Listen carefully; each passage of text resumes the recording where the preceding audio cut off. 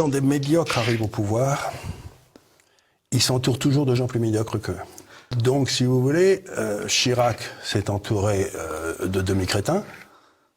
Les demi-crétins qui ont réussi à arriver après lui sont entourés de gens qui étaient encore plus mauvais qu'eux. La même chose dans le Parti socialiste. Et donc, après 5 ou 6, mettons 2 ou 3 générations comme ça, où la méthode de sélection, c'est quand même pour le chef de choisir les gens les plus nuls de façon à ce qu'ils lui fassent pas d'ombre, on n'a plus personne.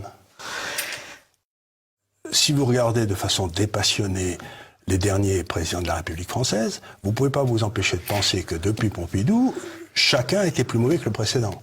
C'est-à-dire qu'on est passé à Giscard, qui avait ses défauts, mais pas mais aussi des qualités. Puis ensuite, on est passé à Mitterrand, qui était tout ce qu'on peut penser de lui.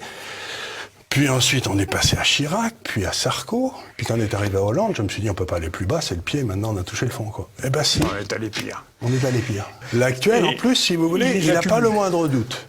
Voilà, il n'a pas de doute. Il n'a pas de doute sur sa capacité à être un changeur d'histoire, mais... Oui, il se prend pour Jupiter alors qu'il n'est que Procuste. Voilà.